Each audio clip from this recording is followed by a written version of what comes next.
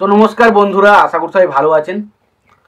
তো বন্ধুরা, এখন যে বিষয়টা নিয়ে কথা বলবো তো সেটা হলো আমির খানের আপকামিং সিনেমা কুলি, যেটা লোকেশ কানাগরাজের মানে প্রোডাকশন হাউস থেকে আসতে চলেছে, লোকেশ কানাগরাজের পরিচালনায় আসতে চলেছে।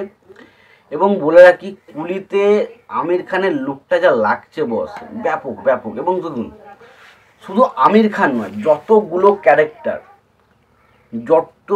ক্যারেক্টার কুলিতে রয়েছে, নাগার্জুনা থেকে শুরু করে আমির খান, বা ধরুন আমরা রজনীকান্তের কথা বলি, সত্যরাজ কথা বলি, প্রত্যেকটা ক্যারেক্টারে চরিত্র কি হতে চলেছে এবং সেই ক্যারেক্টারগুলো। এবার দেখুন, আমরা বারবারই দেখেছি লোকেশ কানাগরাজের ছবি মানে সেই ছবির মধ্যে একটা গ্যাংস্টার বা একটা রুটেড বিষয় থাকে, এবং সেখানে প্রত্যেকটা ক্যারেক্টারকে ড্রেডলিভাবে প্রেজেন্ট করা হয়।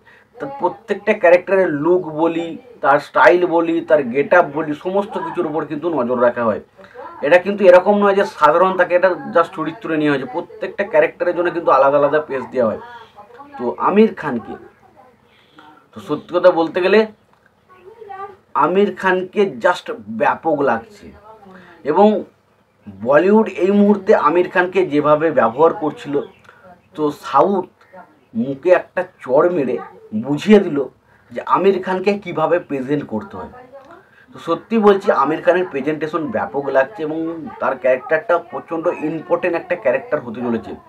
তার ছবিতে খুব একটা বেশিক্ষণ সময় থাকবে না, হয়তো 15 থেকে 20 মিনিটের একটা সময় থাকবে বলে আমি মনে করা হচ্ছে। বাট যেটুকু থাকবে সেটুকু কিন্তু পাওয়ারফুল ক্যারেক্টার কিন্তু হতে চলেছে। এবং আমার মনে হচ্ছে পরবর্তী সময়ে হয়তো আমির খানকে নিয়ে লোকেশ কানাগরাজ হয়তো একটু সিনেমা বানাবে।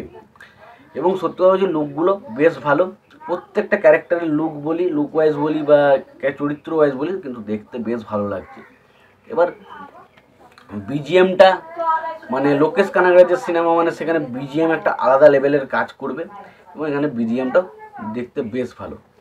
এবার বলে রাখি, এবার যে বিষয়টা নিয়ে আমি কথা বলবো সেটা হচ্ছে রকিং স্টার ইয়াস তার 2026-এ দুটো ছবি কিন্তু একসঙ্গে আসতে চলেছে।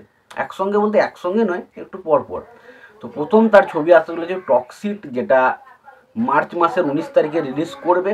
এবং তারপর তো আমরা জেনেই গেছি, মানে আমাদের ভারতের সব থেকে সেরা ছবি রামায়ণ, যেটা কিন্তু দিওয়ালিতে আসতে চলেছে। এবার দেখা যাক, মানে রকিং স্টার ইয়াস অনেক দিন পর, মানে লাস্ট তার ছবি হয়েছিল কেজিএফ চ্যাপ্টার 2, তারপর সে কামব্যাক করছে এবং ছবিগুলো কেমন হয়। এবং যেভাবে যে দুটো ছবির পেছনে সে ডেডিকেশন দেখিয়েছে, তাতে আশা করছি অন্যান্য হিরোরা যেমন হুটহাট করে সিনেমা করে তার কেরিয়ারে আবার নষ্টের দিকে করে ফেলেছে, যেমন প্রভাস, রামচরণ, এবং যদি জুনিয়র এনটিআর তারও কথাও বলা যায়, তো আরও অনেক এসেছিলো যারা কিন্তু হুট করে সাফল্য পেয়েছে, বাট তারপর সেভাবে ধরে রাখতে পারেনি। আল্লু অর্জুনকে তো এই সবেমাত্র পুষ্পা 2 দিয়ে হলো, তো দেখা যাক পরবর্তী সময় সে কী করে। এবং রকিং স্টার ইয়াস সেও কি কামব্যাক করতে পারে, না সে আবার এরকম এদের মতনই সিনেমা করে, সেটা দেখার মতো বিষয় হবে। তোমাদের কি মতামত অবশ্যই জানিও। ভিডিওটি ভালো লেগে থাকলে লাইক, কমেন্ট, শেয়ার করে দিও। চ্যানেলটা নতুন হয়ে থাকলে অবশ্যই তোমরা চ্যানেলটা সাবস্ক্রাইব করে নিয়ে পাশে বেল আইকনটা অবশ্যই প্রেস করে দিও। ভালো থেকো, সুস্থ থেকো, দেখা হচ্ছে পরবর্তীতে।